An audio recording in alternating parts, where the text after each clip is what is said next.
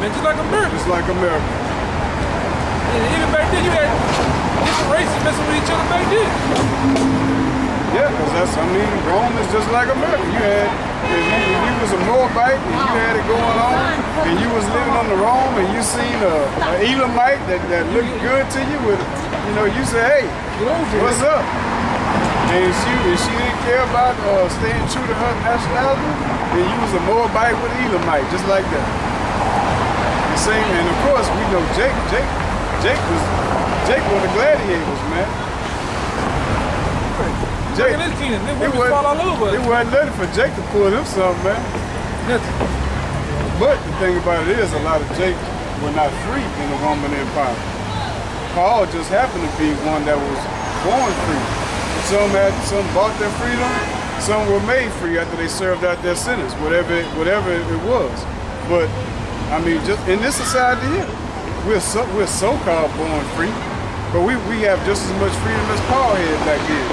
And if you read the book of Acts, they had Paul locked up just from an accusation from his own people, man, for like 3 years, man, before they finally turned Paul loose, man.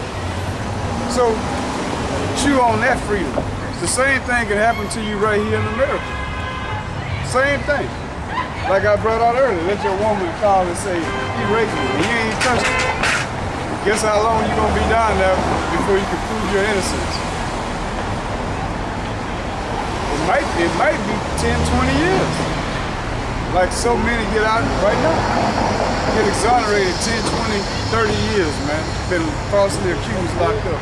That's the same freedom that Paul had. But that's how it is when you're an Israelite living in somebody else's country. Acts 10:1. Now there was a certain man in Caesarea called Cornelius, a centurion of the Italian band, a devout man. And like I was saying earlier, that did it for me. Going back to Acts 2, then jumping over to Acts 10. The Most High don't call these other nations devout and big them up like that. Yeah, he talks about it, but it ain't in a nice way. It ain't in a nice way. And here it say, one that feared God with all his house, which gave much alms to the people and prayed to the Most High always. Right. Didn't the Lord say, I think it's in the book of Psalms, man, about the other nations, sons of men, they ain't believe in him, no, not one. Right. So what about, great point. Right, what it says about him though? A devout man, what? One that feared God with all his house. Right, let me get it, man. I got the wrong one right here. You get that, Numbers 23 and 10. And the reason why the brother getting Numbers 23, because we used to bring this out a lot too, but seeing that we got to go back into the Gentiles, because that's still something hard for people to comprehend and get where they fix go. This is an account of Balaam and Balak, the Moabite king and his servants in China. Right, because here's the point. Neither one of these are Israelites, but the Most High opened up his eyes. And let's see what this Moabite had to say, who was not an Israelite. The Most High opened up his eyes so he could see the end time, the last days. And let's see what he had to say about the last days. 23 and 10. This is Numbers chapter 23, verse 10. Who can count the dust of Jacob? Yeah, that's the first thing he said. Who can count the dust of Jacob, man? You can't count the Israelites. The scriptures in Hosea say they should be as the sands upon the sea. You can't count them, man. There's too many of them. Go ahead. And the number of the fourth part of Israel. You can't even count the least part of Israel. Go ahead. Let me die the death of the righteous. He said, let me die the death of the righteous. And who are the righteous? Israelites, man. And this is there's a man from another nation saying, let me suffer as they have suffered. Let me die as they have died. Let me go through all the turmoil they have been through. Why? Let my last be like his end. So let my last end be like his. Let my last end be like his. That's what he was hoping for.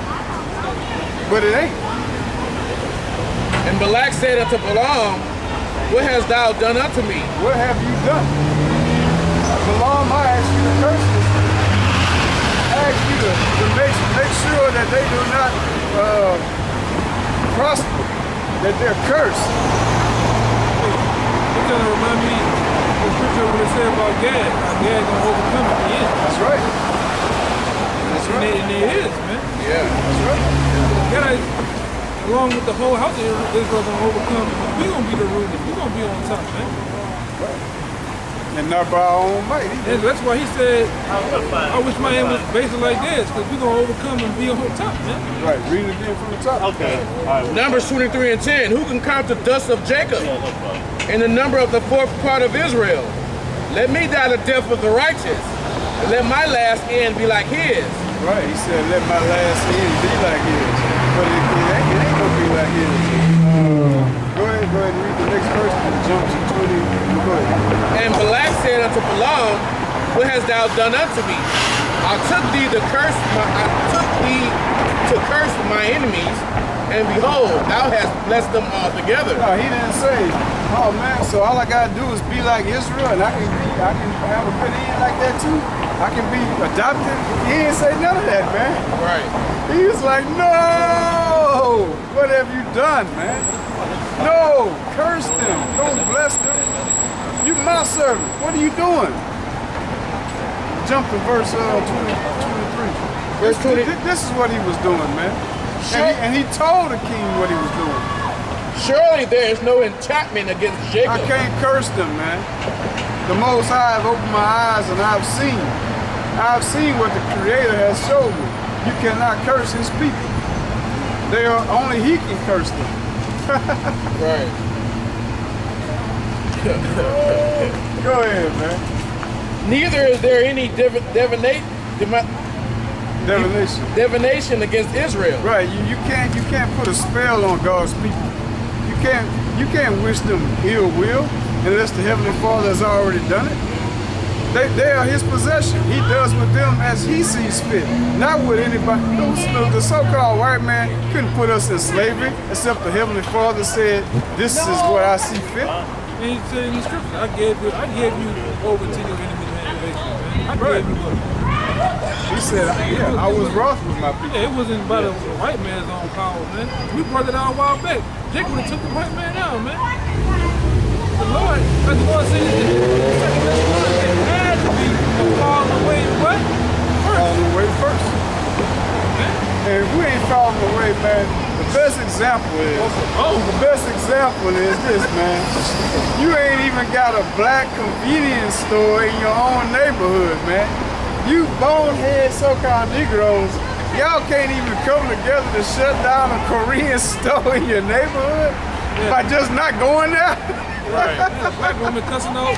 Hey man, that's why this ain't no black get together, black power movement. We trying to recruit the black.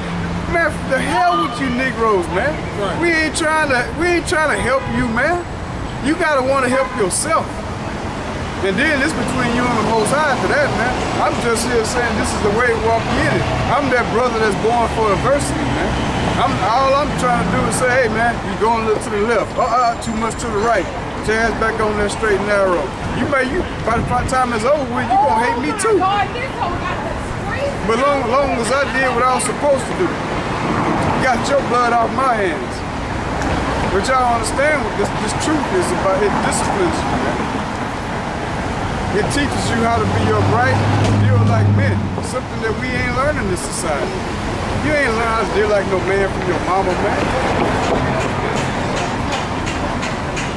Hey man, and that's why we give praise to the elders, man. Not that we. No, we give honors to Well, them. it's like it, honest, but basically, man, it's not like man worshiping, but you gotta give the elders credit, man, because those men taught us through the how how to be men, real men, man. Well, I would say this: the scriptures taught us. The elders, they did just like what we're doing. The elders, they were laboring, man. They were bringing out the scriptures. But if we didn't get into them and believe, and the Most High open your eyes, you gonna still be a little you gonna still be a little punk, man. You gonna still be wicked, a liar. You gonna still be a hater of the brethren, man.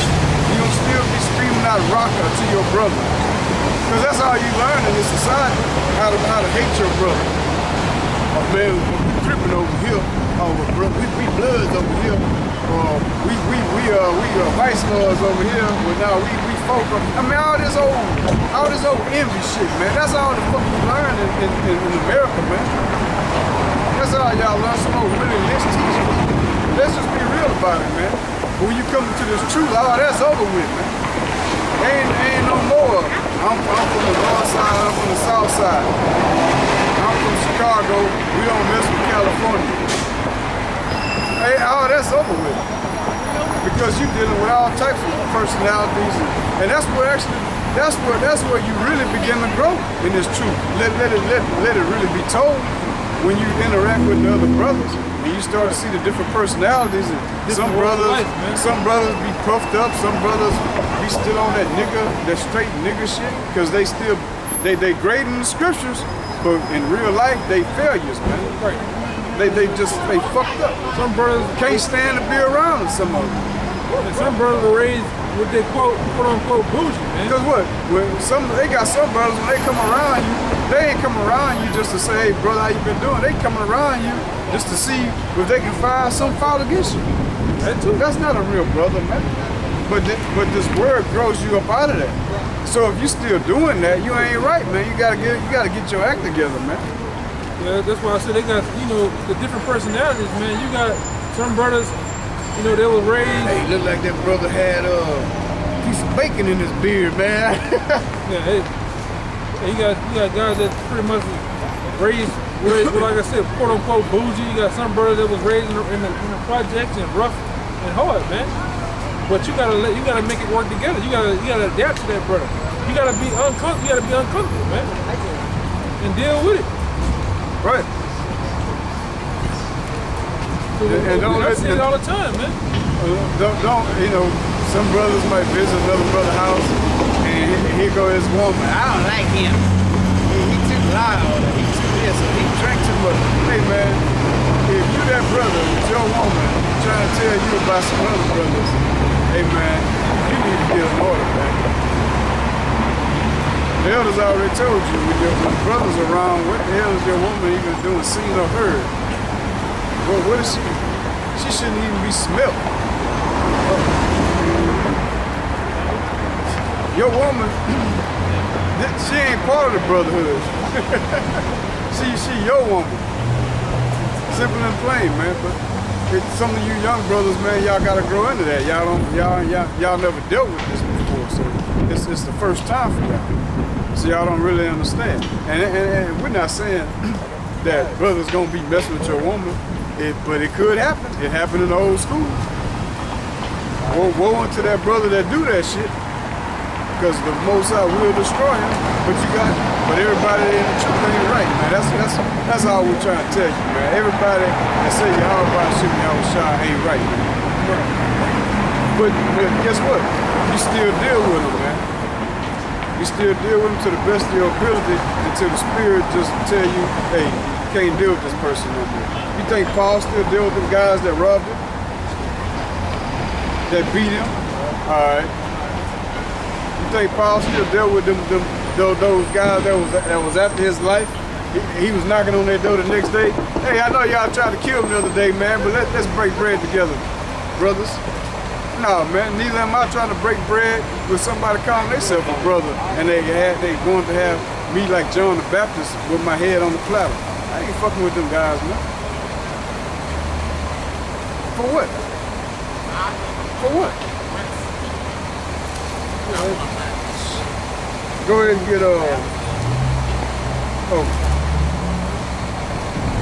that numbers, when you get your sword, get